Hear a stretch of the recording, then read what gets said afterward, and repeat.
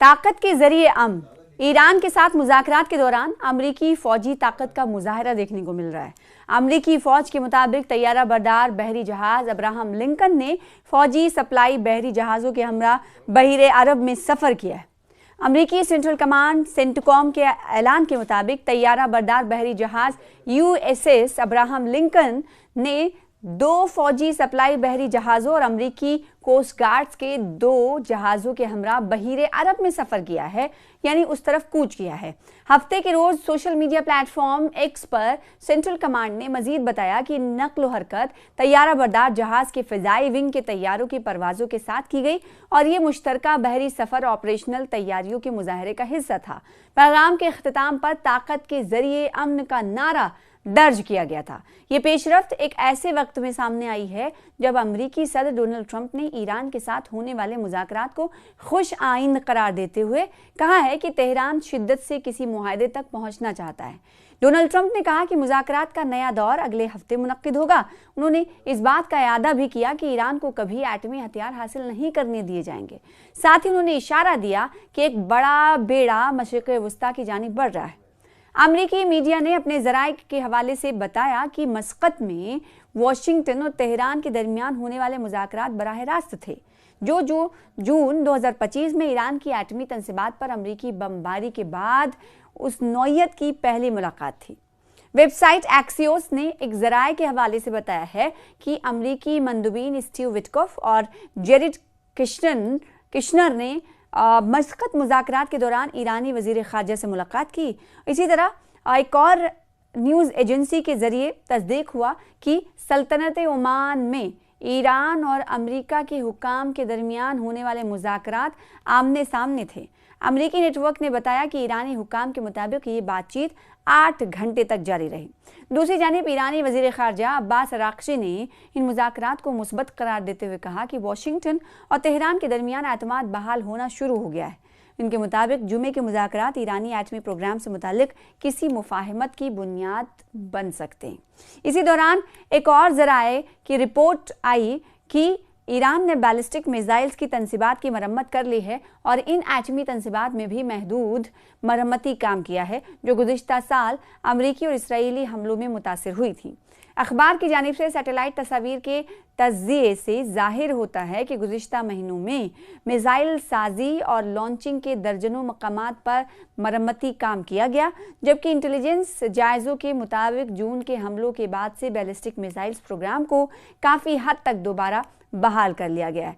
तो एक तरफ बातचीत का अमल चल रहा है और बातचीत की पेशरफ्त के बीच अमेरिका ये दिखाने की कोशिश कर रहा है कि बातचीत तो जारी है, लेकिन मेरी ताकत को भी ईरान को देखना होगा और इसीलिए अब्राहम लिंकन कूच करता हुआ बहीरे अरब की तरफ दिखाई दे रहा है। तो इसका असर क्या बातचीत पर पड़ेगा?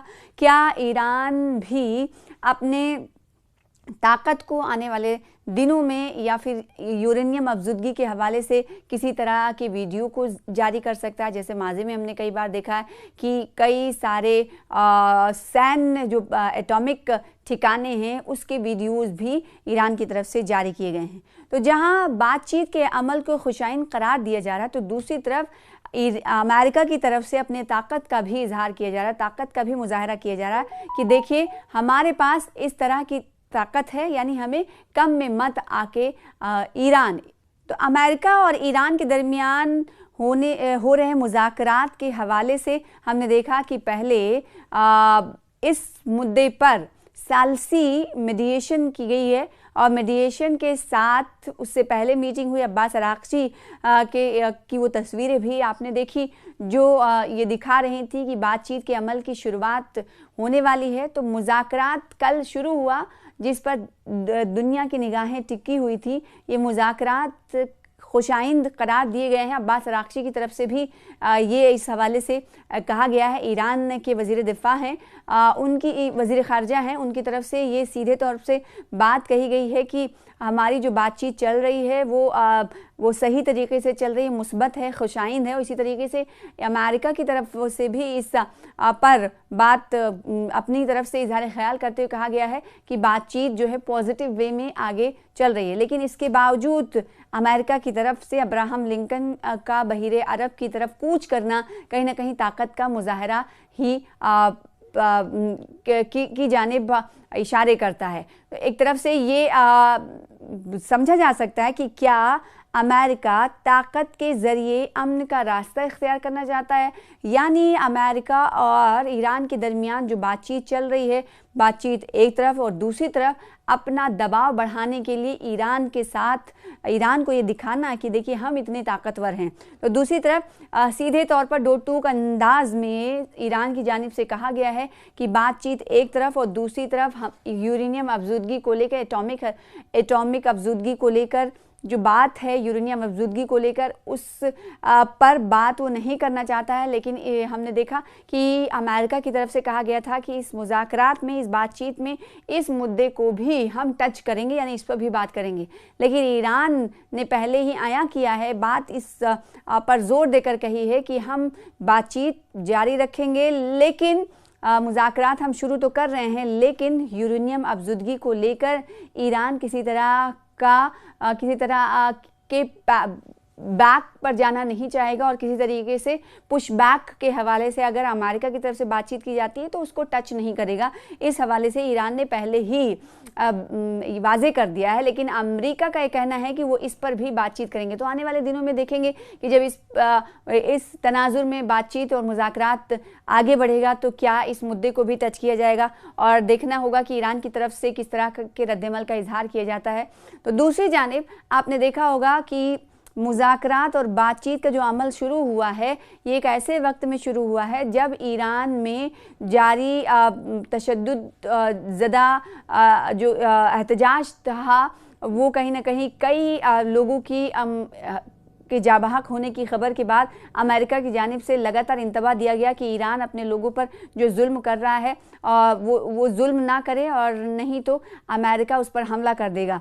और जब हमले की बात अमेरिका की तरफ से की गई तो दो टूक अंदाज में ईरान ने भी जवाब दिया था कि वो अपने इंटरनल मामलों में किसी की मुदाखलत नहीं चाहता। और इसी वजह से हमने देखा था कि पूरे दुनिया में ईरान की हिमायत में अमेरिका के और इसराइल के ख़िलाफ़ एहतजाजी मुजाहरा हुआ था। पिछले दिनों आपने देखा होगा कि अमेरिका और ईरान के दरमियान बातचीत की पेशरफ्त के हवाले से खबरें गश्त कर ही रही थी। तो दूसरी तरफ इसराइल ने कहा कि हमने वो हमला नहीं किया है। 5 शहरों में ताबड़तोड़ ब्लास्ट की खबरें सामने आई थी, जिसमें कई के घर के शीशे टूटे थे और कई हिस्से मुनहदिम हुए थे, जो गाड़ियां टूट गई थी, वो तस्वीरें आपने देखी।